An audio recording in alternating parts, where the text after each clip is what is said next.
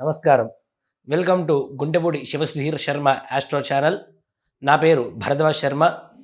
నాన్నగారు నమస్కారం. శ్రీమాత్రే నమః. శ్రీ గురుభ్యో నమః. ఇప్పుడు మనకి రాబోయేది కార్తీక మాసము. కార్తీక మాసం అంటేనే ప్రతిరోజు విశేషమైనటువంటి రోజు. ఏ రోజు ఇంకా విశేషమైన రోజు, ఎలా పూజ చేస్తే మనకి ఫలితం దక్కుతుంది మాకు తెలియజేయగలరు? తప్పనిసరిగా నాన్న. ముఖ్యంగా కార్తీక మాసం అంటేనే చాలా పవిత్రమైనటువంటి రోజు. మనం ఎక్కడ తిరుగుతున్నా, ఎటు వెళ్తున్నా అగరబత్తుల సువాసనలు, మంచి దీపాల కాంతులు, శివనామస్మరణ, హరినామస్మరణ, ఎక్కడ వెళ్ళినా వినపడేటువంటిది. అయ్యప్ప మాలలు, అనేక రకాలైనటువంటి భజనలు, పూజలు, అగరబత్తుల సువాసనలు, దీపాలు, అనేక రకాలైనటువంటి ఆధ్యాత్మికత మనకి కనబడుతూనే ఉంటుంది. ఏ వీధిన వెళ్తున్నా సరే చూస్తూ ఉంటాం. అలాగే కార్తీక మాసం అనేటువంటిది ఎందుకు విశేషమైనటువంటిది అనేటువంటి విషయానికి వస్తే, మనకి 12 మాసాలు. 12 మాసాల్లో కూడా ప్రతి మాసానికి పౌర్ణమికి ఏ నక్షత్రం వస్తుందో ఆ మాసానికి ఆ పేరు వస్తూ ఉంటుంది. మనకి ఉదాహరణకి చైత్రమాసం చిత్తా నక్షత్రం పౌర్ణమి రోజున వస్తుంది. వైశాఖ మాసం విశాఖ నక్షత్రం ఆ మాసంలో పౌర్ణమి రోజున వస్తుంది. ఆషాఢ మాసం ఉత్తరాషాఢ, పూర్వాషాఢ నక్షత్రాలు తప్పనిసరిగా పౌర్ణమి రోజున రావాల్సిందే. జ్యేష్ఠ మాసం జ్యేష్ఠ నక్షత్రం. ప్రతి మాసానికి మాఘమాసం మఖ నక్షత్రం, మార్గశిర మాసం మృగశిర నక్షత్రం, శ్రావణ మాసం శ్రవణ నక్షత్రం, భాద్రపద మాసం పూర్వభాద్ర ఉత్తరభాద్ర నక్షత్రాలు. అట్లాగే కార్తీక మాసానికి కృత్తికా నక్షత్రం వస్తుంది కాబట్టి కార్తీక మాసం అయింది. మరి కార్తీక మాసం కృత్తికా మాసం అని చెప్పి పిలవాలి కదా. కార్తీక మాసం ఎందుకు పిలవాలి అంటే, కృత్తికా నక్షత్రాధిపతి, నక్షత్రంలో పుట్టినటువంటి భగవంతుడు ఎవరయ్యా అంటే కార్తికేయుడు. సుబ్రహ్మణ్య స్వామి వారు అగ్నిర్నపాత కృత్తికా అని మంత్రం చూస్తూ ఉంటాం కదా. కృత్తికా నక్షత్రాధిపతి సుబ్రహ్మణ్యేశ్వరుడు కార్తికేయుడు. కాబట్టి ఈ మాసాన్ని కార్తీక మాసంగా వచ్చింది. ముఖ్యంగా ఉత్తర దక్షిణ భారతదేశాల్లో ఉండేటువంటి సంప్రదాయాలు ఏవైతే మనకి వ్యత్యాసాలు ఉన్నాయో, వాటిల్లో వాళ్ళు ఉత్తర భారతదేశంలో శ్రావణ మాసాన్ని శివప్రీతిగా చేస్తూ ఉంటారు. మనమేమో కార్తీక మాసాన్ని శివప్రీతిగా చేస్తూ ఉంటాం. ఇప్పుడు మనం కాశీకి కార్తీక మాసంలో వెళ్తే పెద్దగా జనాభా ఉండరు. మన తెలుగు రాష్ట్రాల వాళ్ళు, దక్షిణ రాష్ట్రాల వాళ్ళు తప్పితే ఉత్తర దేశం వాళ్ళు తక్కువ మంది ఉంటారు. అదే శ్రావణ మాసంలో వెళ్తే ఉత్తర భారతదేశీయులు ఎక్కువగా ఉంటారు పుణ్యక్షేత్రాల్లో. ఇది ఉత్తర దేశాల్లో.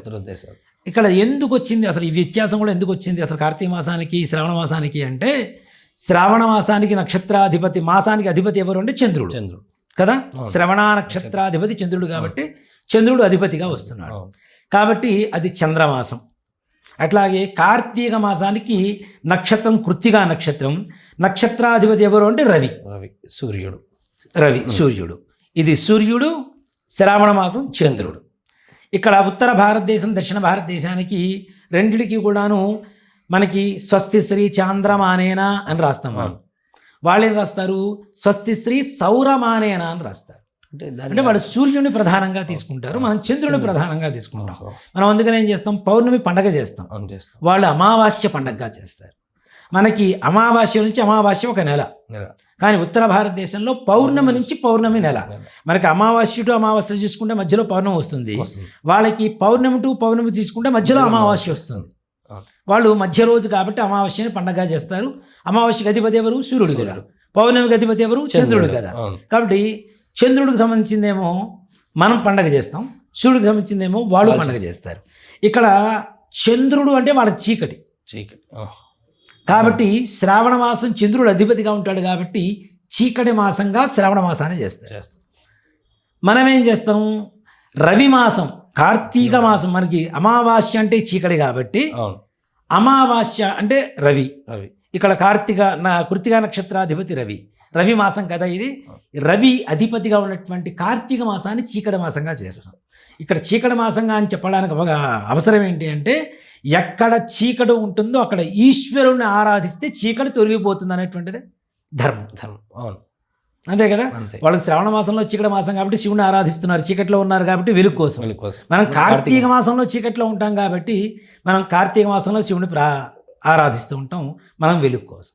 కార్తీక మాసం అనేటువంటిది అనేక రకాల దేవతలకి కొలువైనటువంటి నిలయమైనటువంటి మాసంగా చెప్పుకోవచ్చు. కార్తీక మాసం హరిహరాధులు ఇద్దరు, విష్ణుమూర్తి ఈశ్వరుడు ఇద్దరికి ప్రీతికరమైనటువంటిది. కృత్తిగా నక్షత్రాధిపతి రవి కాబట్టి రవికి సంబంధించినటువంటిది. కృత్తిగా నక్షత్రంలో పుట్టినటువంటి వాడు కార్తికేయుడు కాబట్టి సుబ్రహ్మణ్యేశ్వర స్వామి వారికి ఇష్టమైనటువంటిది. అలాగే మనం విష్ణుమూర్తికి లక్ష్మీదేవికి కళ్యాణం చేస్తాం, క్షీరాబ్ది ద్వాదశి అని చెప్పి, అవునా? ఆ రోజున కళ్యాణం చేస్తాం కాబట్టి అక్కడ లక్ష్మీదేవికి చాలా ప్రధానమైనటువంటిది. అలాగే అమావాస్యతో అంటే చీకటి మాసంతో కూడుకున్నది కాబట్టి నల్లగా ఉండేటువంటి వాడు ఎవరు? శనీశ్వరుడు. శనికి సంబంధించినటువంటి మాసంగా చెప్పుకోవచ్చు. అంతేకాకుండా సోమవారాలు కార్తీక మాసంలో ఎక్కువగా పూజ చేస్తాం. సోముడు అంటే ఎవరు? చంద్రుడు. చంద్రుడికి సంబంధించినటువంటి మాసంగా చెప్పుకోవచ్చు. అంటే ఇక్కడ ఏ దేవతకి సంబంధం లేనటువంటి మాసంగా ఏం చెప్పడానికి అవకాశం లేదు. అందరి దేవతలు కొలువైనటువంటి మాసంగా కార్తీక మాసాన్ని చెప్పుకోవచ్చు. అందుకనే ఏ దేవత పూజ చేయాలన్నా కార్తీక మాసం ఎప్పుడు వస్తుందా అని ఎదురు చూస్తూ ఉంటారు. అవునా? కార్తీక మాసం మొట్టమొదటి రోజున మనం తీసుకుంటే ముఖ్యంగా దీపారాధన చేస్తాం. అందులోనూ మనకి నక్షత్రాలు వెళ్ళిపోయే లోపల స్నానం చేస్తాం, మరలా నక్షత్రాలు వచ్చిన తర్వాత భోజనం చేస్తాం. ఇక్కడ కార్తీక మాసం నెల రోజులు కూడాను దీన్ని నక్తం అంటారు. రాత్రిపూట నక్షత్ర దర్శనం అయిన తర్వాత భోజనం చేయడాన్ని నక్తం అంటారు. ఇక్కడ ఏంటి? ఉదయం పూట పొద్దున్నే 4 గంటలకు స్నానం చేస్తాం, అవునా? 4 గంటలకు స్నానం చేస్తే మనకి నిజంగా మాట చెప్పాలి అంటే వేడి నీళ్ళు అవసరం లేకుండా చన్నీళ్ళతో స్నానం చేయొచ్చు. ఏంటంటే ఆ సమయంలో నీళ్లు సూర్యకిరణాలు సోకకపోయినా వేడిగా ఉంటాయి. మోటార్ వేయండి, వెంటనే అప్పుడు వచ్చేటువంటి నీళ్లు వేడిగా ఉంటాయి. బావిలో తోడుకున్న నీళ్లు కూడా వేడిగానే ఉంటాయి. నదుల్లో ప్రవహించే నీళ్లు కూడా వేడిగానే ఉంటాయి ఆ సమయంలో.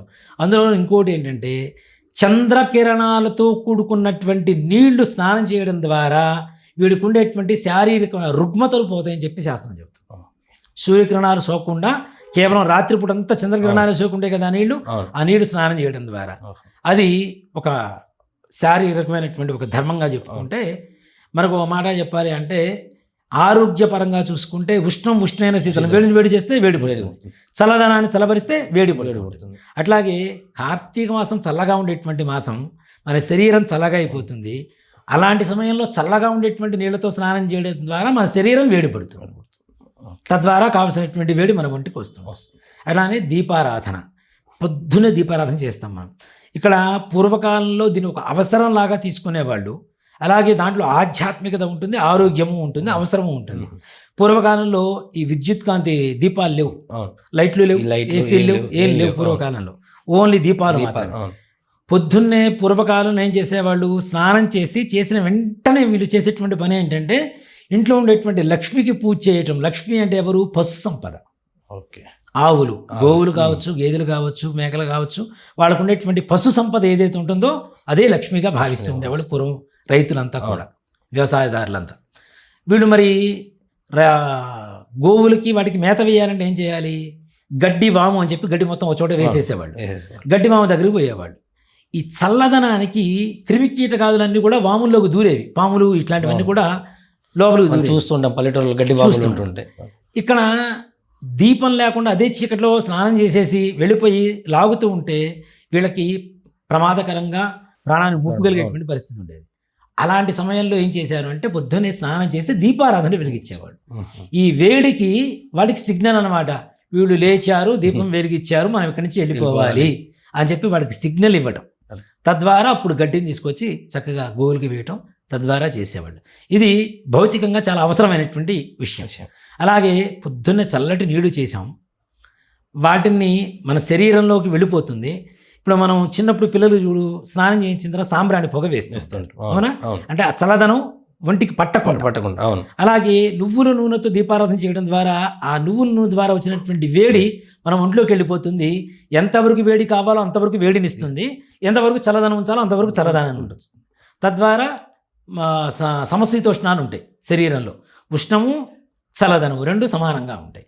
అంతేకాకుండా కాంతి వెలుగుతూ ఉంటుంది.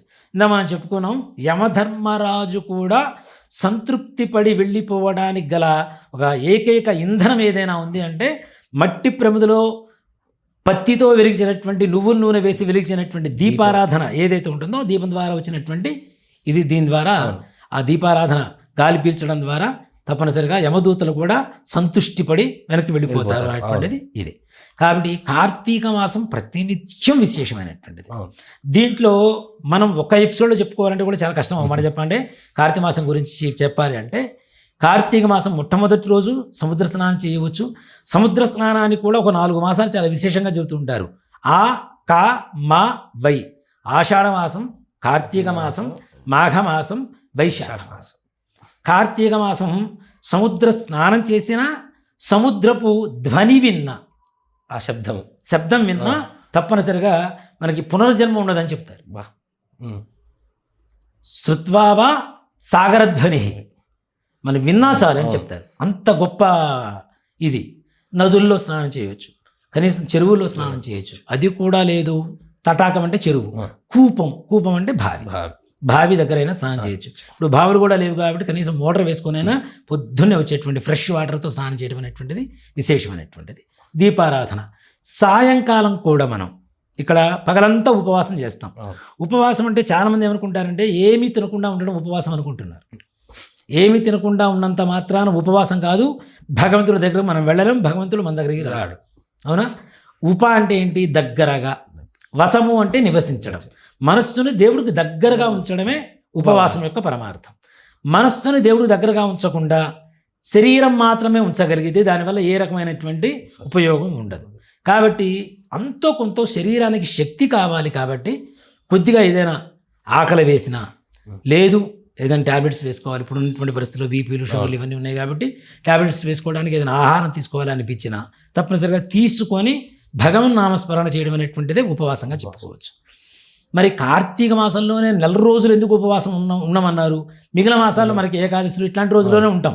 మరి కార్తీక మాసంలోనే ఎందుకు ఉన్నామన్నారు అంటే దీంట్లో కూడా ఒక సూక్ష్మం ఉంది, ఒక ధర్మం ఉంది, అలాగే భౌతికపరమైనటువంటి ఒక ఉపయోగం కూడా ఉంది. కార్తీక మాసం అతి చల్లగా ఉంటుంది. అవునా? మనం తిన్న ఆహారం తొందరగా డైజెషన్ అవ్వదు. ఎండాకాలంలో తాగిన నీళ్ళు చలికాలంలో తాగుతామా? తాగలేము. ఎండాకాలంలో తిన్నంత ఆహారం చలికాలంలో తింటామా? తినము. ఒక పూట భోజనం చేస్తే 2 పూట్లకు సరిపోయేంత అరుగుదలని ఇచ్చేటువంటిదే కార్తీక మాసం. చల్లగా వాతావరణం ఉంటుంది కాబట్టి డైజెషన్ స్లోగా ఉంటుంది కాబట్టి నిదానంగా అరుగుతుంది కాబట్టి రాత్రిపూట భోజనం చేస్తే ఆ శక్తి మరుసటి రోజు సాయంత్రం వరకు ఉంటుంది. కాబట్టి భోజనం ఒక పూట చేయడం అనేటువంటిది ఉత్తమం. మరి అసలు ఏమీ తినకుండా ఉండాలంటూ ఉండగలిగితే ఉండొచ్చు, దాంట్లో తప్పు లేదు. అలా అని చెప్పి మనస్సును దేవుడి దగ్గర ఉంచమన్నారు అని చెప్పి తినమన్నారు అని చెప్పి ఎక్కువ తినటం వల్ల ఏమవుతుందంటే నిద్ర వస్తుంది.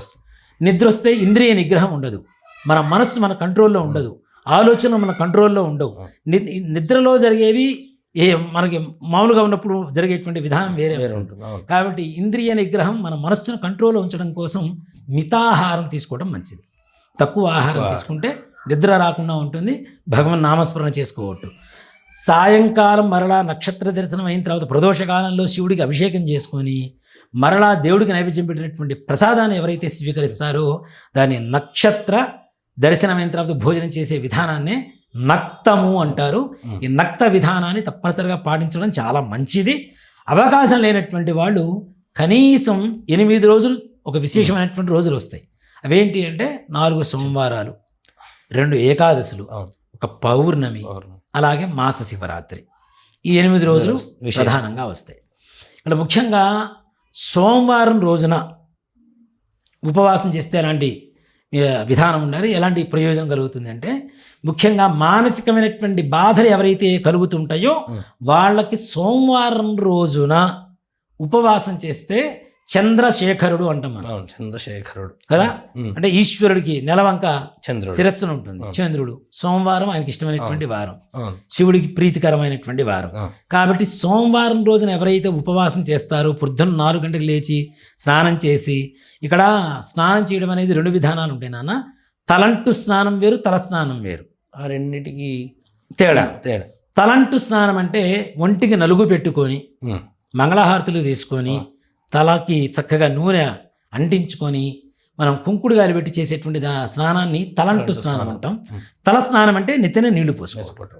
ఇక్కడ కార్తీక మాసం 4 రోజులైనా సరే ఆడవాళ్ళకి నిత్యం తల స్నానం చేయాలని ఎక్కడా లేదు. ఎందుకంటే వాళ్ళకి కేసు సంపద ఎక్కువగా ఉంటుంది కాబట్టి వాళ్ళకి ఇట్లాంటి వాటి వల్ల పుణ్యం తీసి పక్కన పెడితే అనారోగ్యం దరిచేరుతూ ఉంటుంది. తొందరగా ఆరవు, దానివల్ల నెమ్ము చేరుతూ ఉంటుంది, అనారోగ్యం వస్తుంది. కాబట్టి భగవంతుడు, మన హిందూ ధర్మం కూడా ఇతరులు వాళ్ళకి హాని కలగకుండా ఆరోగ్యవంతంగా ఉంచేదే హిందూ ధర్మం. కాబట్టి కనీసం 4 సోమవారాలు తప్పనిసరిగా పొద్దున్నే, ఇక్కడ కార్తీక సోమవారాలు ప్రతి నిత్యం కూడా కార్తీక మాసం నెల రోజులు కూడా ఒక విధానం ఉంటుంది. ఒక మారేడు దళం తీసుకొని ఈ కార్తీక మాసం ముందుగా పుట్టమట్టి తెచ్చుకోండి, 2 కేజీలు పూజా స్టోర్స్లో మంచిగా దొరుకుతుంది.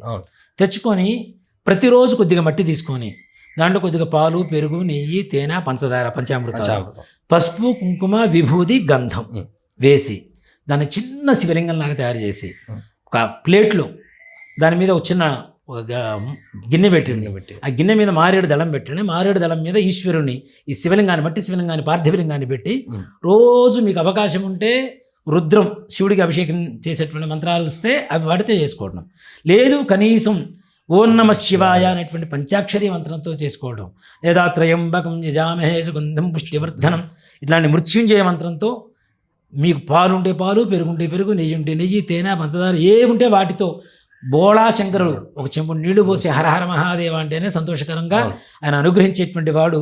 నిజంగా మాట చెప్పాలంటే భక్తుల వల్ల అతి కష్టాలు పడ్డ ఏకైక దైవం ఎవరన్నా ఉన్నారంటే పరమేశ్వరుడు ఒక్కడే.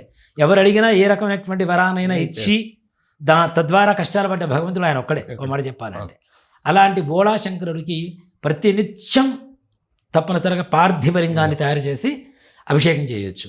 మరుసటి రోజు మరలా ఆ పార్థివలింగాన్ని తీసుకెళ్లి తులసికోటలో పెట్టడం, మరలా కొత్త శివలింగం తయారు చేసుకోవడం. కార్తీక మాసం నెల రోజులు చేసుకోవచ్చు. లేదు కనీసం సోమవారం మారేడు దళం తెచ్చుకొని చక్కగా శివలింగం తయారు చేసుకొని మట్టితో ఆ శివలింగానికి అభిషేకం చేసుకొని తీర్థం తీసుకోవడం ద్వారా మనం చూస్తూ ఉంటాం. ఎక్కువగా మనం పాశుపదాస్త్ర అభిషేకం చేయాలంటే ఈశ్వరుడికి పార్థివలింగానికే చేస్తాం, మామూలు శివలింగానికి చేయం. పార్థివలింగానికి చేస్తేనే పాశుపదాస్త్ర ప్రయోగం అవుతుంది, మామూలు శివలింగానికి చేస్తే కాదు.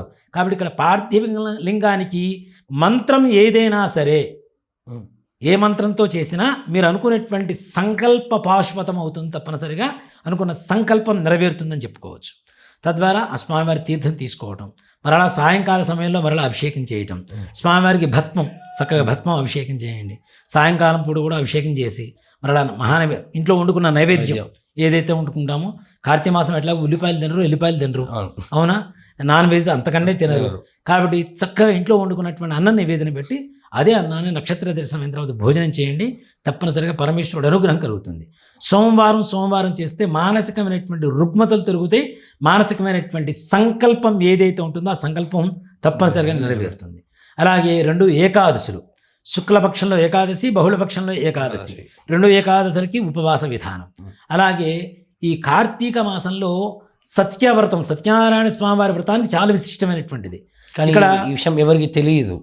చాలా మంది ఏం చేస్తుంటారంటే శివుడికి ఎలా చేస్తుంటారు, కానీ సత్యనారాయణ స్వామి వారి వ్రతాన్ని కార్తీక మాసంలో మనకి సత్యనారాయణ స్వామి వారి వ్రత కథల్లో కూడా మనకి మాసాలు వస్తూ ఉంటాయి. ఏ మాసాల్లో చేయాలి అనేటువంటిది చూసుకుంటే అక్కడ వైశాఖ మాసం, కార్తీక మాసం, మాఘమాసం చెప్పి మనకి వ్రత కథలో చెప్పబడుతూ ఉంటుంది. కార్తీక మాసంలో శివుడికి ఎంత ప్రీతికరమో విష్ణుమూర్తికి అంతే ప్రీతికరమైనటువంటిది. అందుకనే మారేడు దళంతో శివుడికి ఎంత పూజ చేస్తారో ఉసిరి చెట్టుకు కూడా అంతే పూజ చేస్తారు. మనం ఎక్కడైనా ఈ వనభోజనాలు పెట్టుకున్నా కూడా తప్పనిసరిగా ఉసిరి చెట్టు పెట్టి ఉసిరి చెట్టు దగ్గర పూజ చేసిన తర్వాతనే భోజనం చేస్తాం. ఉసిరి చెట్టుకు ఎందుకు పూజ చేయాలి? అది కూడా ఆరోగ్య సూత్రమే. ఓ మాట చెప్పాలంటే ఆమ్లకం అంటారు దాన్ని, మనకి పండుని ఆమ్లకం అంటారు, ఆమ్లక వృక్షం అంటాం దీన్ని. ఉసిరి చెట్టుకు పూజ చేయడం ద్వారా ఉసిరి చెట్టుకి చేయిస్తే ఎలాంటి బీపీ ఇట్లాంటివి ఉంటాయి చూసామా, ఇట్లాంటివన్నీ కూడా తగ్గిపోయి కంట్రోల్లోకి వస్తుందని చెప్పి మన ఆయుర్వేద శాస్త్రం చెబుతుంది. ఉసిరికాయ తినడం ద్వారా చాలా మంది కూడా చప్పరిస్తూ ఉంటారు, అవునా, తద్వారా బీపీ తగ్గుతుంది. రక్త పోటు ఏదైతే ఉంటుందో ఆ బీపీ తగ్గిపోతుంది, బ్లడ్ ప్రెషర్ అనేది తగ్గిపోయి మనశ్శాంతిని ఇస్తుంటుంది. ఇది ఆరోగ్య సూత్రం ఉంది. అలాగే విష్ణుమూర్తి స్వరూపం కాబట్టి విష్ణుమూర్తికి పూజ చేయడం అనేటువంటిది. అలాగే కార్తీక కేదారేశ్వర వ్రతం చేస్తూ ఉంటారు. ఇక్కడ కేదారేశ్వర వ్రతం కొంతమంది అమావాస్య రోజున, దీపావళి అమావాస్య రోజున చేస్తూ ఉంటారు. అసలు వ్రతం పేరే కార్తీక కేదారేశ్వర వ్రతం. చెప్పిన తర్వాత అమావాస్య రోజున చేసుకోమని ఎవరు చెప్పారు? కొన్ని ప్రాంతాచారాల ప్రకారం చేసుకుంటూ ఉంటారు కాబట్టి ఆ చేసుకోవటం అనేది మనం చెప్పడానికి అవకాశం లేదు. కార్తీక సోమవారాలు కేదారేశ్వర వ్రతం చేసుకోవటం. అసలు 2వ సోమవారం చేసుకోమని చెప్తారు. 2వ సోమవారం కుదరని వాళ్ళు కనీసం పౌర్ణమి వెళ్ళిన తర్వాత 3వ సోమవారమో 4వ సోమవారమో చేసుకోవడం అనేటువంటిది కూడా చాలా విశేషమైనటువంటిది. కార్తీక కేదారేశ్వర వ్రతం చాలా విశేషమైనటువంటిది నాన్న. దాంట్లో కార్తీక కేదారేశ్వర వ్రతానికి దారాలు ఉంటాయి, సూత్రాలు ఉంటాయి. అవి ఎట్లా అంటే ఒక 100 కేజీల బంగారం కంటే కూడా పవిత్రంగా చూసుకుంటారు, భక్తితో చూసుకుంటారు, బాధ్యతతో చూసుకుంటారు వాటిని. ఆ సూత్రాలు ఎవరైతే కార్తీక కేదారేశ్వర వ్రత దారం పోతుందో వాళ్ళకి అష్టదరిద్రాలు చుట్టుకుంటాయి ఆ ఇంట్లో. ఎవరికైతే దొరుకుతుందో అష్టదరిద్రుడు కూడా నిత్య శోభాయమానంగా వెలిగిపోతూ ఉంటాడు. అది నా కళ్ళారా చూశాను కొంతమందికి. ఎవరో ఒకతను గౌడ్స్ అతను గుంటూరులో నేను దేవాలయంలో చేసినప్పుడు నాకు దారం దొరికింది, నేను ఈ సంవత్సరం నుంచి కేదారేశ్వర వ్రతం చేసుకుంటాను అని అన్నాడు. చేసుకోండి అన్న. ఇవాళ రోజున కనీసం 200 కోట్ల రూపాయల పైన ఆస్తిపరుడు అయ్యాడు. అప్పుడు నెట్టుకుంటూ వెళ్తేనే స్టార్ట్ అయ్యేటువంటి ఒక స్కూటర్ ఉన్నటువంటి వ్యక్తి ఇవాళ రోజున బెంచ్ కారులో తిరుగుతున్నాడు. 2 కొడుకులు తను. అప్పుడు ఏదో దారం వదిలేసి ఉంటే ఇప్పుడు అట్లా ఉండేది. దారం ఆధారమైంది ఆ జీవితానికి, వాళ్ళ కుటుంబానికి ఆధారమైంది. కాబట్టి కేదారేశ్వర వ్రతం అనేటువంటిది కూడా చాలా విశేషమైనటువంటిది. కేదారేశ్వర వ్రత కథ కూడా చాలా గొప్పగా ఉంటుంది. ఒక 2 అక్కజెల్లెళ్ళు ఉంటారు. చిన్నప్పుడు తల్లి తండ్రి కేదారేశ్వర వ్రతాన్ని చక్కగా వాళ్ళతో చేయిస్తూ ఉంటారు పెళ్లి కాకముందు. ఆ తర్వాత పెద్ద ఆవిడ పెళ్లి చేసుకుని వెళ్ళిపోతుంది, చిన్న ఆవిడ పెళ్లి చేసుకుని వెళ్ళిపోతుంది. పెద్ద ఆవిడ ఐశ్వర్య మతంతో కేదారేశ్వర వ్రతం వదిలేస్తుంది. కొన్ని రోజులకి ఆవిడకి ఏంటి అష్టదరిద్రాలు, భర్త వదిలేయటం, చివరికి రాజ్యంలోంచి బయటికి గెంటి వేయబడటం, తల్లి కొడుకు 2 బయటికి గెంటి వేయబడతారు. ఇలా దరిద్రం అనుభవిస్తున్నటువంటి సమయంలో చెల్లెల సంగతి గుర్తుకొస్తుంది. చెల్లెల దగ్గరికి పంపిస్తుంది. ఎవరైనా ఆయన మీ పిన్నమ్మ పలానా పట్టణానికి మహారాణి, ఆమె దగ్గరికి వెళ్ళి డబ్బులు తీసుకుంటారా, మనం తప్పనిసరిగా కొంతవరకు బాగుపడదామని. ఈ పిల్లవాడు వెళ్తాడు. వెళ్ళి డబ్బులు తీసుకొని అక్కడ చిన్న తల్లికి చెప్పేస్తాడు, ఇట్లా బాధ పరిస్థితి అంతా చెప్పి డబ్బు తీసుకొని వస్తూ ఉంటే అడవి మధ్యలో ఉన్నటువంటి డబ్బు మాయమైపోతుంది, ధనం అంతా. ఏంటా అని చెప్పి మళ్ళీ పిన్నతల్లి దగ్గరికి వెళ్తాడు. వెళ్ళిన తర్వాత మళ్ళీ ఇట్లా జరిగింది అని చెప్తాడు. మరలా కొంత ధనం ఇచ్చి పంపిస్తాడు. మరలా కొంచెం దూరం వచ్చేసరికి మళ్ళీ ఉన్నటువంటి ధనం అంతా మాయమైపోతుంది. మరలా చిన్న తల్లి దగ్గరికి వెళ్తాడు. మళ్ళీ డబ్బులు ఇచ్చి పంపిస్తుంది. 3వసారి మాయమైపోయి ఆకాశవాణి మార్గం ద్వారా నన్ను ఎవరైతే వదిలిపెట్టారో వాళ్ళకి నా ద్రవ్యం, వాళ్ళకి నేను చందన ఇవ్వను అని చెప్పి ఆకాశవాణి మార్గం ద్వారా ఆ పిల్లవాడికి మాటలు వినపడింది. ఆ పిల్లవాడు మళ్ళీ చిన్న తల్లి దగ్గరికి వెళ్తే చిన్న తల్లి కేదారేశ్వర వ్రతం చేసి దారాన్ని చేతికి కట్టి అప్పుడు డబ్బులు ఇచ్చి పంపిస్తే పూర్వ ప్రయత్నంలో పోగొట్టుకున్నటువంటి డబ్బులు అన్నీ కూడా మరలా తనకి లభించి తల్లి దగ్గరికి వెళ్ళి చెప్తాడు, అమ్మ ఇట్లా మనం కేదారేశ్వర వ్రతం నిర్లక్ష్యం చేశాం కాబట్టి మనకి పరమేశ్వరుడు ఇలాంటి పరిస్థితి ఏర్పరిచాడు, కాబట్టి ఇకనైనా మనం వ్రతాన్ని చేద్దామని చెప్పి అప్పుడు ఆ తల్లి కొడుకు కలిసి వ్రతాన్ని చేయటం, తద్వారా మరలా ఆ పట్టణానికి రాజు ఆమెను తీసుకుని వెళ్ళటం, మరలా మహారాణిని చేయటం, ఆ పిల్లవాడు యువరాజుగా ఉండి తర్వాత మహారాజుగా అవ్వడం అనేటువంటిది కేదారేశ్వర వ్రతంలో జరుగుతుంది. కేదారేశ్వర వ్రతం అంత గొప్ప వ్రతం. ఒక మాట చెప్పాలంటే ఆ వ్రతాన్ని ఎవరైతే భక్తి శ్రద్ధలతో చేస్తారో, ఆ సూత్రాన్ని ఎవరైతే భక్తి శ్రద్ధలతో దాచిపెట్టుకుంటారో, అందుకనే ఒక ముడి వేసుకుంటారు. వ్రతం పూర్తయిన తర్వాత గుడికి వెళ్ళొచ్చి జాగ్రత్తగా దారాన్ని తీసి ఒక పెట్టెలో పెట్టేసి దాని మరలా పైన అటక పైన ఎవరు ముట్టుకోకుండా పెడతారు. మరలా కేదారేశ్వర వ్రతం అప్పుడు మాత్రమే కిందకి తీస్తారు. అంత పరమ పవిత్రమైనటువంటి వ్రతం. ఇప్పుడు ఆ సూత్రాన్ని మళ్ళీ వచ్చే సంవత్సరం ప్రతి నాటి కేదారేశ్వర వ్రతాన్ని కట్టుకోవచ్చా? అంటే మరలా కొత్త దారం పెడతారు. పాత దారాలన్నీ కూడా దాచిపెట్టడం అన్నమాట. అర్థమైంది. ఈ పాత దారాల్లో కొత్త దారాన్ని గుడికి వెళ్ళి వచ్చిన తర్వాత దాచిపెట్టారు. ఈ విధంగా ఇట్లా దాచిపెట్టుకుంటూ ఉంటే బాగుంటుంది. ఏ ఒక్క దారం మిస్ అయిందా, మనం ఇల్లు మారుతున్నాం, అది చేస్తున్నాం, ఇది చేస్తున్నాం అని మిస్ అవుతుంది చూసావా, అక్కడ చాలా బాధాకరంగా ఉంటుంది. అంటే లేనిపోని బాధలు వస్తూ ఉంటాయి. కాబట్టి కార్తీక సోమవారాల్లో కార్తీక కేదారేశ్వర వ్రతం చేసుకోవడం, సత్యనారాయణ స్వామివారి వ్రతాన్ని కూడా పౌర్ణమి రోజు కానీ మనకి వ్రతంలో కూడా వస్తుంది కదా, ఏకాదశ్యాం పౌర్ణిమాయాం రవి సంక్రమమేపివా అని. ఏకాదశి నాడు కానీ పౌర్ణమి రోజు కానీ రవి సంక్రమణం రోజు కానీ తప్పనిసరిగా సత్యనారాయణ స్వామివారి వ్రతాన్ని చేయమని చెప్పి శాస్త్రం చెబుతుంది మనకి కదా. ఈ వ్రతాన్ని కార్తీక మాసంలో ఏ రోజు సంకల్పం జరుగుతుందో ఆ రోజే మంచి రోజు సత్యనారాయణ స్వామి వ్రతానికి. ఏకాదశి అక్కర్లా, పౌర్ణమి అక్కర్లా, రవి సంక్రమం అక్కర్లా, ఏ రోజైనా సరే ఈ రోజు స్వామివారి వ్రతం చేయాలి అని అనుకుంటున్నాను అంటే చాలు, ఆ రోజే శుభం. ఇక్కడ రావణాసురుడు చిట్ట చివరిగా చనిపోతే ఒకటే మాట చెప్పాడు, చెడు అనుకున్నది వాయిదా వేయి, మంచి అనుకున్నది వెంటనే చేయి. ఉహు. మంచి కాబట్టి వెంటనే చేసేయడమే. అంతే. దాన్ని వాయిదా వేస్తూ ఉంటే ఇంకాస్త వాయిదాలు వెళ్ళిపోతూ ఉంటుంది, వెళ్ళిపోతుంటాయి. బద్ధకం పెరుగుతూ ఉంటుంది, దాని మీద అశ్రద్ధ పెరుగుతుంటుంది. అవును. కాబట్టి ఏ రోజైతే మనస్సంకల్పం జరిగి వ్రతం చేయాలి అనుకుంటున్నామో ఆ రోజు చేసుకోవడం మంచిది. అది కూడా ప్రదోష కాలంలో, కార్తీక మాసంలో వ్రతం చేసుకోవడం చాలా మంచిది. సాయంకాల సమయంలో, ప్రదోష కాలంలో, సంధ్యా సమయంలో చేసుకోవడం అనేటువంటిది చాలా మంచిది. ఇప్పుడు అలాగే మనము కార్తీక మాసంలో 365 ఒత్తులు వెలిగిస్తూ ఉంటాము. అసలు ఎందుకు వెలిగిస్తామో దానికి వెనకాల ఉన్న పరమార్థం ఏంటి నాన్నగారు? ఒక మాట చెప్పాలంటే నాన్న, మనం ప్రతినిత్యం దీపారాధన చేయమని చెప్పి శాస్త్రం చెప్తుంది. అవునా? ప్రతినిత్యం ఇంట్లో దీపం వెలుగుతూ ఉండాలి, దీపారాధన చేయాలి అనేటువంటిది. అలాంటిది కొన్ని రోజుల మధ్యలో మనకి తెలియకుండానే మిస్ అయిపోతూ ఉంటాయి, కొన్ని రోజులు మనకు అవకాశం లేక మిస్ అయిపోతూ ఉంటాం. కార్తీక మాసంలో 365 ఒత్తులు ఎవరైతే వెలిగిస్తారో వాళ్ళకి 365 రోజులు ప్రతినిత్యం దీపారాధన చేసినటువంటి ఫలితం కలుగుతుంది. ఓ రోజు తెలియక మిస్ అయినా ఈ కార్తీక మాసంలో ఎవరైతే వెలిగిస్తారో వాళ్ళకి 365 రోజులు, అంటే మనకు సంవత్సరానికి 365 రోజులు 365 రోజులు ప్రతి నిత్యం దీపారాధన చేసినటువంటి ఫలితం కలుగుతుంది. అందుకనే కార్తీక దీపాన్ని మనం కార్తీక దామోదర పూజ అంటాం. దామోదర పూజ అంటే దామోదరుడు అంటే ఎవరు? విష్ణుమూర్తి. కానీ ఈశ్వర ప్రీతిగా చేస్తుంటాం, శివాలయాల్లో చేస్తుంటాం. అదే కదా ఇక్కడ మనకి శివాయ విష్ణు రూపాయ శివరూపాయ విష్ణవే అని చెప్పి చదువుతూ ఉంటాం. అలాగే శివంచ నారాయణంచ మాధవంచ మహేశ్వరం శూలపాణిం చక్రపాణిం చింతయామి సదాహృది. ఇద్దరు ఒకటే, వేరు వేరు కాదు, ఒకళ్ళ హృదయాలు ఒకళ్ళు ఉంటారు. కాబట్టి శివాలయంలో కార్తీక దామోదర పూజ చేయటం అనేటువంటిది శివకేశవుడికి భేదం లేదు అని చెప్పడం. అందుకనే మనకి చూడు, రావణాసురుడు కూడా పూర్వకాలంలో మనకి ఉండేటువంటి శివభక్తుల్లో అత్యంత శివభక్తుల్లో ఎవరున్నారు అంటే రావణాసురుడు. అవునా? ఆయన ఎలా ఉండేవాడు అంటే, ఎంత శివభక్తుడు అంటే నిజంగా చెప్పాలంటే నవ వ్యాకరణాలు అని చెప్పి 9 వ్యాకరణాలు ఉంటాయి. ఈ 9 వ్యాకరణాలు ఎవరెవరు చదువుకున్నారు అంటే బ్రహ్మ, ఆంజనేయ స్వామి వారు, అలాగే రావణాసురుడు. వీళ్ళ ముగ్గురే నవ వ్యాకరణవేత్తలు, ఇంకెవరు లేరు సృష్టి మొత్తం మీద. అలాంటి నవవ్యాకరణవేత్త అయినటువంటి రావణాసురుడు అత్యంత పరమభక్తుడు, శివభక్తుడు.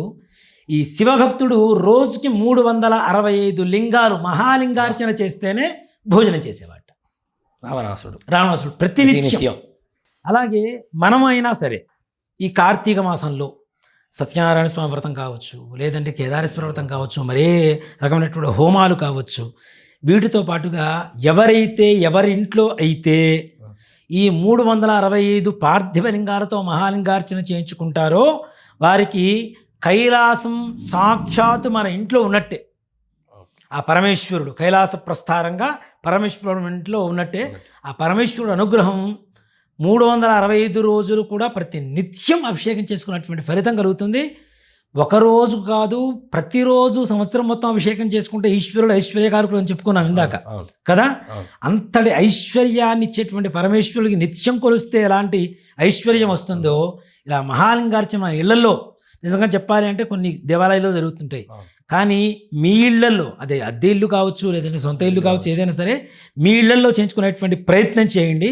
తప్పనిసరిగా మహాపరమేశ్వరుడు అనుగ్రహంతో సకలైశ్వర్య ప్రాప్తి కలుగుతుందని చెప్పుకోవచ్చు. అలాగే పరమేశ్వరుడికి బిల్వం, బిల్వం అంటే ఈశ్వరుడికి చాలా ప్రీతికరమైనటువంటిది. మనం బిల్వాష్టకం చదువుకున్నప్పుడు కొన్ని శ్లోకాలు ఉంటాయి.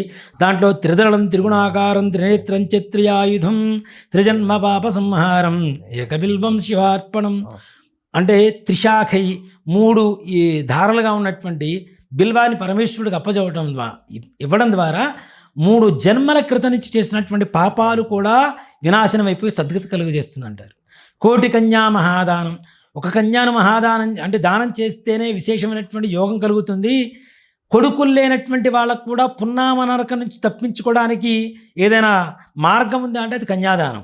కన్యాదానం చేయడం ద్వారా పున్నామ నరకాలు కూడా తప్పించుకోవచ్చు అనేటువంటి ఒక గొప్ప కన్యాదానాన్ని కోటి కన్యల్ని దానం చేస్తే ఎలాంటి ఫలితం వస్తుందో అలాంటిది ఒక బిల్వం పరమేశ్వరుడికి అప్పచెబితే గ్యారెంటీ అలాంటి ఫలితం కలుగుతుందని చెప్తారు. దంతికోటి సహస్రేషు సహస్రో ఉపనయనం తదా. బ్రాహ్మణులకి ఒకరికి ఉపనయనం చేస్తేనే సూర్య భగవానుడు ఇంద్రుడికి 1000 ఏనుగులు దానం చేస్తాడు, వీడు అర్ఘ్యప్రదానం వదులుతాడు అని. అలాంటిది 1000 మంది బ్రాహ్మణికి దానం చేస్తే, ఉపనయనం చేస్తే ఎలాంటి ఫలితం కలుగుతుందో అలాంటి ఫలితం ఒక బిలం శివుడికి ఇస్తే జరుగుతుందంటాడు.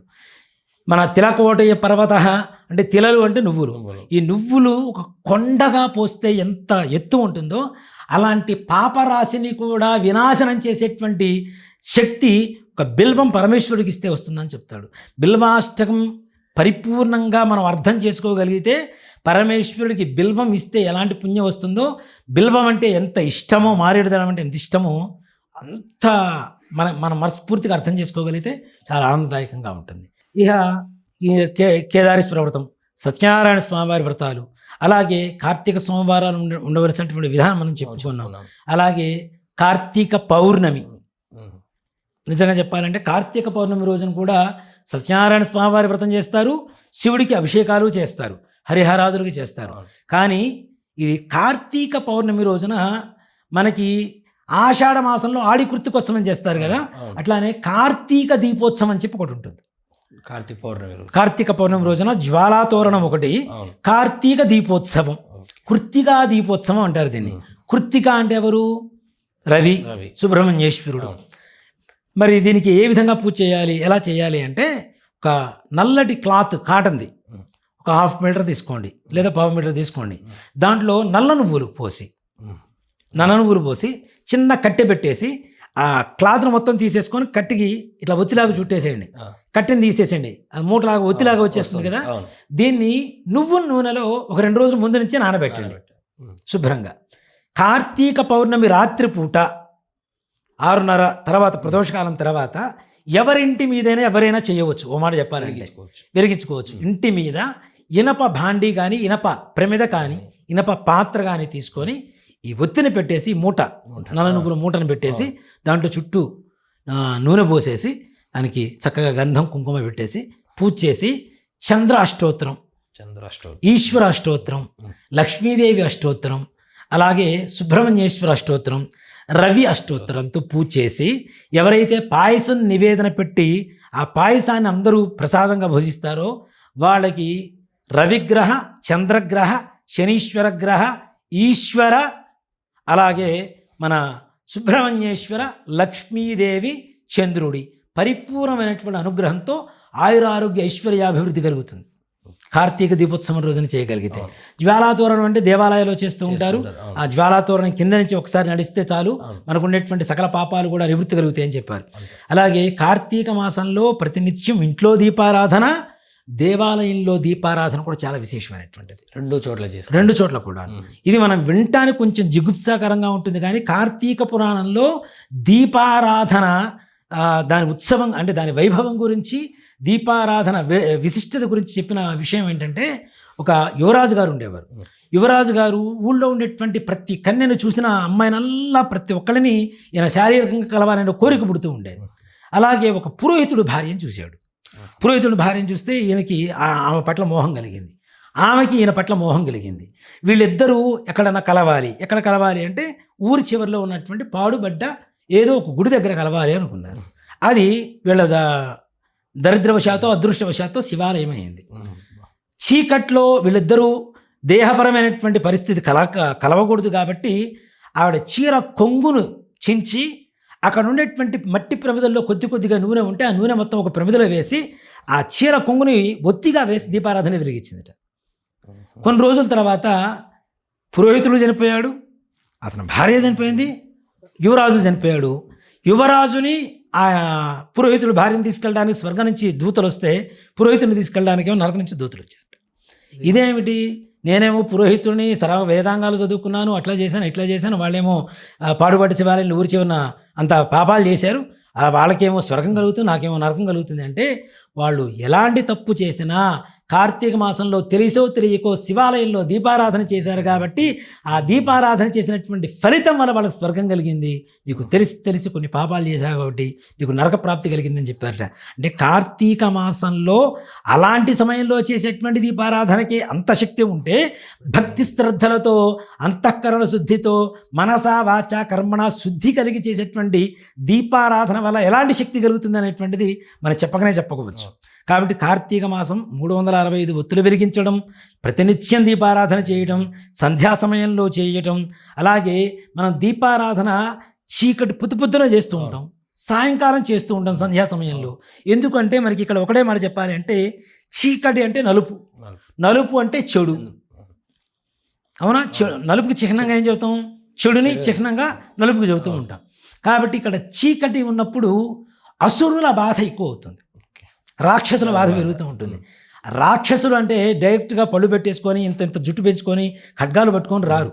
మన చుట్టూ ఉండేటువంటి పశుపక్షాదులు కావచ్చు, జంతువులు కావచ్చు, విష సర్పాలు కావచ్చు, ఇవన్నీ కూడాను మనకు రాక్షస స్వరూపమే. కాబట్టి వీటి బారి నుంచి రక్షించుకోవడం కోసం దీపారాధన చేస్తుంది.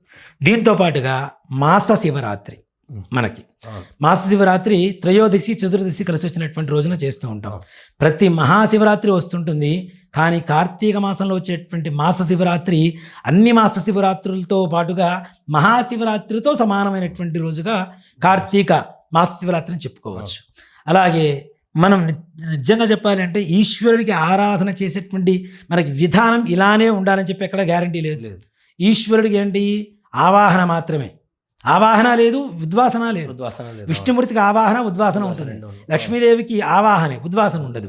కానీ ఈశ్వరుడికి ఆవాహన లేదు, ఉద్వాసన లేదు. ఎలా కావాలంటే అలా వస్తాడు. కేవలం లింగముద్రాంధ్రసేత్వ అని చెబుతాం. ఇలా ముద్ర దర్శనం చేసినా చాలు ఈశ్వరుడు ఉన్నట్టే. ఈశాన సర్వ విద్యానాం ఈశ్వర సర్వభూతానాం బ్రహ్మాధిపతి బ్రహ్మణోధిపతి బ్రహ్మ శివమే అస్తు సదాశివం. ప్రపంచం మొత్తం కూడా ఈశ్వరమయమే అని చెప్పుకోవచ్చు. అందుకనే ఇక్కడ ఈశ్వరుడికి చాలామంది ఏదో కొంతమంది వివాదాలకు పోదామని చెప్పి మాట్లాడేటువంటి మాటలు ఉంటాయి. కానీ ఈశ్వరుడు రాముడు ఈశ్వరుని కొలిచినటువంటి దాఖలాలు చాలా ఉన్నాయి. రామేశ్వరం ఒకటి ఉంది. మాట చెప్పాలంటే గోకర్ణంలో మహాబలేశ్వరుని రాముడు దర్శించుకున్నట్టుగా అక్కడ రామతీర్థ, లక్ష్మణ తీర్థ, తీర్థాలు ఉన్నాయి, వాళ్ళు ఇచ్చినటువంటి తీర్థాలు ఉన్నాయి. అవునా? మరి అవి లేకపోతే రాముడు ప్రతిష్ఠించినటువంటి లింగం, పాండవులు ప్రతిష్ఠించిన లింగాలు ఇవన్నీ పేర్లు పెట్టుకోవడానికి ఎవరికేం దుగ్ధ పుట్టేం కాదు కదా, నిజం. కాబట్టి ఇది కొంతమంది ఏంటంటే శివద్వేషులు ఉంటారు. కొంతమంది శివకేశవుడికి భేదం లేదురా అని మనం చెబుతూ ఉంటే శివుడు వేరు విష్ణుమూర్తి వేరు అనుకునేటువంటి వాళ్ళు కొంతమంది ఉంటారు. చాలా మంది ఉన్నారు. ఆలోచన కూడా కనీసమైనటువంటి ఆలోచన కూడా లేకుండా మాట్లాడేటువంటి వాళ్ళు కొంతమంది ఉంటారు, శివద్వేషులు. అలా ఎప్పటికీ కాదు. శివుడు హృదయంలో విష్ణుమూర్తి, విష్ణు హృదయంలో శివుడు ఉంటారు. అందుకనే శివాలయానికి వెళ్తే విష్ణుమూర్తిని, విష్ణుమూర్తి ఆలయానికి వెళ్తే శివుణ్ణి ఆరాధిస్తే మన మనసులో ఉన్నటువంటి భగవంతుడు గెలుస్తూ మనకి ఇది చేస్తూ ఉంటాడు. అంతదేనికి మనం వెంకటేశ్వర స్వామి అంటాం. వెంకట ప్లస్ ఈశ్వర శబ్దమే కదా, అక్కడ కూడా ఈశ్వరుడేగా కదా. కాబట్టి ఈశ్వరుడికి హరిహరాదులకి భేదం లేదు, ఇద్దరూ ఒకటే. అందుకని ఇందాక మనం శ్లోకం చెప్పుకున్నాం కదా, శివంచ నారాయణంచ మాధవంచ మహేశ్వరం శూలపాణిం చక్రపాణిం చింతయామి సదాహృతి. ఈ శ్లోకాన్ని ప్రతినిత్యం కార్తీక మాసమే కాదు ప్రతినిత్యం చక్కగా ఆరాధన చేయొచ్చు. ఇక్కడ రామ అనేటువంటి అవతారం కూడా హరిహరాదుల అవతారమే, రెండు కలిపే. ఓం నమో నారాయణాయలో రా తీసేస్తే మనం పలకలేం, ఓం నమో నారాయణ పలకలేం. ఓం నమ శివాయలో మా తీసేస్తే దానికి అర్థం లేదు. ఓం నమో నారాయణలో రా, ఓం నమ శివాయలో మా రెండు కలిపితే రామ కదా. మనకి ఇక్కడ ఓ మాట చెప్పాలంటే అనేక శైవ క్షేత్రాలు ఉన్నాయి. మనకి శాస్త్రంలో కాశ్చాంత్ మననాన్ముక్తి, శ్రీశైల శిఖరం దృష్ట్యా పునర్జన్మ న విద్యతే. అలాగే గోకర్ణ విషయం కూడా శ్రుత్వా వా సాగరం ధ్వని దృష్ట్వా వా మహాబలేశ్వర స్నానత్వా కోటి తీర్థేషు పునర్జన్మ న విద్యతే అని చెప్పి ఒక శాస్త్రం ఉంది. మహాబలేశ్వరుని దర్శించుకున్నా, సాగర ధ్వని విన్నా, కోటి తీర్థంలో స్నానం చేసిన, కాశీలో మరణం పొందిన, శ్రీశైల శిఖరాన్ని అటకేశ్వరంలో ఉండేటువంటి నంది కొమ్ముల మధ్యలోంచి దర్శించిన పునర్జన్మ న విద్యతే అంటారు. మనకు కాశీలో ఎందుకు ఉండదు? కాశీలో చనిపోయేటువంటి ప్రతి జీవికి కొన్ని క్షణాల ముందు సాక్షాత్ పరమేశ్వరుడు శ్రీరామ రామ రామేతి రమే రామే మనోరమే సహస్రనామ దత్తుల్యం రామనామ వరాననేటువంటి రామతారక మంత్రాన్ని చెవిలో ఉపదేశిస్తాడట. అందుకని అక్కడ చనిపోయేటువంటి ప్రతి జీవికి కూడా కుడి చెవి ఇలా పైకి రిక్కించుకొని ఉంటుంది. అది మనిషి కావచ్చు, కుక్క కావచ్చు, నక్క కావచ్చు, ఏదైనా సరే కుడి చెవి ఇలా పైకి తిరిగి ఉంటుంది.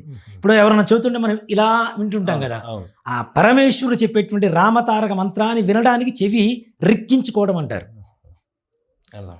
రిక్కించుకొని ఉంటుంది ఇట. కాబట్టి ఇంతవరకు ఏ సైంటిస్ట్కి అర్థం కానిటువంటి ఒక రహస్యం అది. ఎందుకు తిరిగి ఉంటుంది అనేది ఎవరికి అర్థం కాదు. సాక్షాత్ పరమేశ్వరుడే వచ్చి రామతారక మంత్రాన్ని చెబుతాడు. ఇక్కడ రామతారక మంత్రం ఇందాక మనం చెప్పుకున్నాం, ఓం నమో నారాయణాయ, ఓం నమ శివాయలో రెండు కలిపితే రామ అవుతుంది. అలాంటిది రామతారక మంత్రాన్ని మళ్ళీ ఎవరు చెబుతున్నారు, ఉపదేశిస్తున్నారు? పరమేశ్వరుడు ఉపదేశిస్తున్నాడు అవసాన దిశలో ప్రతి ఒక్కరికి కూడా. అవునా?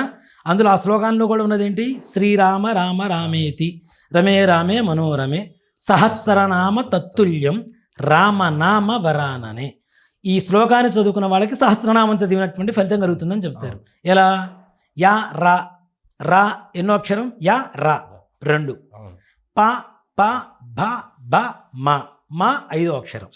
2 × 5 10, 10 × 10 100, 100 × 10 1000.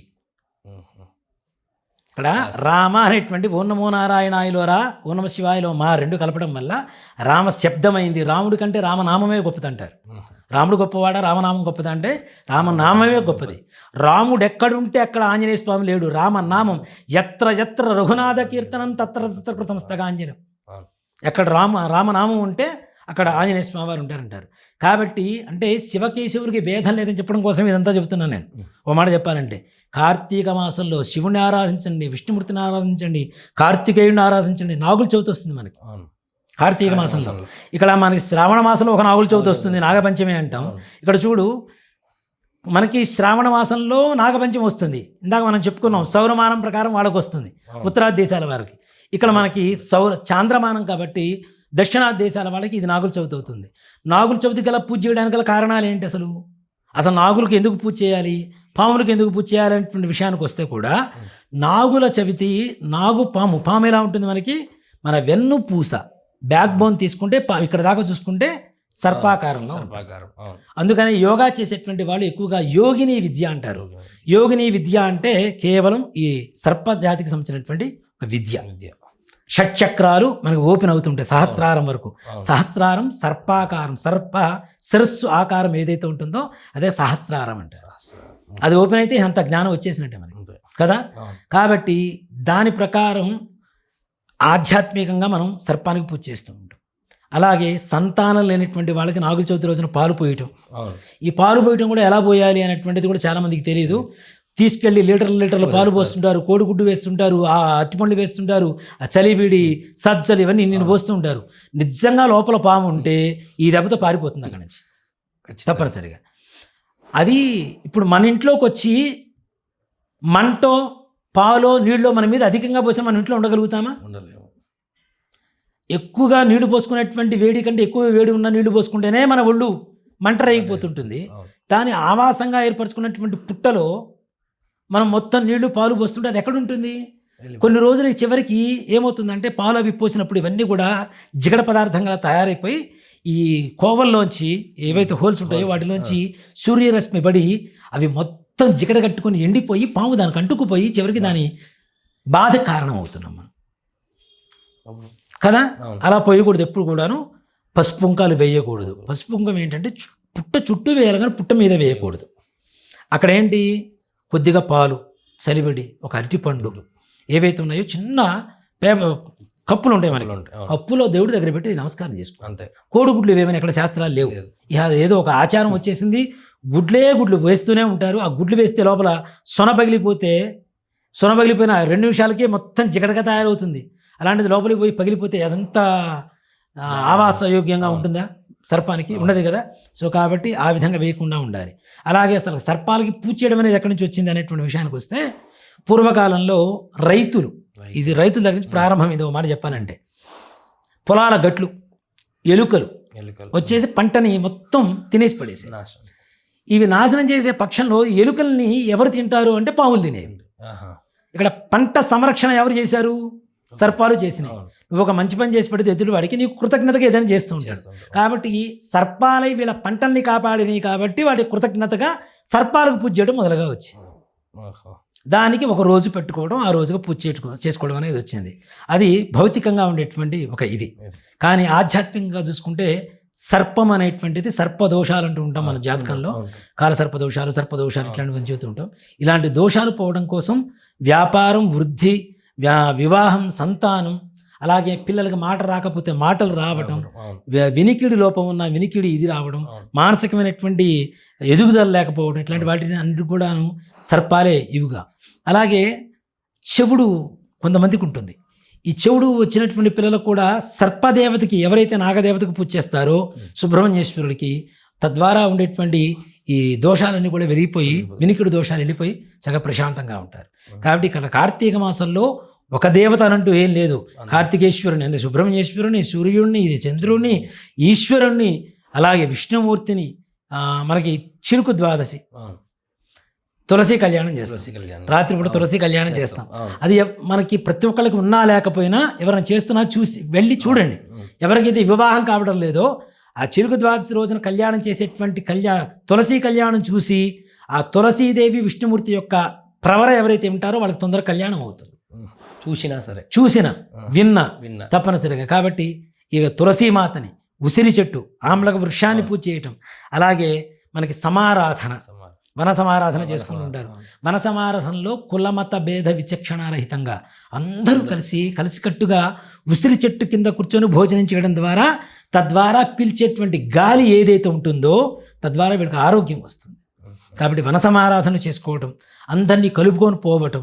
కార్తీక మాసం హిందూ ధర్మంలో ఉండాల్సినటువంటి సకల లక్షణాలు, సకల గుణగణాలు సమ్మేళనమే కార్తీక మాసంగా చెప్పుకోవచ్చు. ఈ కార్తీక మాసంలో ఈ పూజ చేయాలి, ఈ పూజ చేయకూడదు అని ఏమీ లేదు.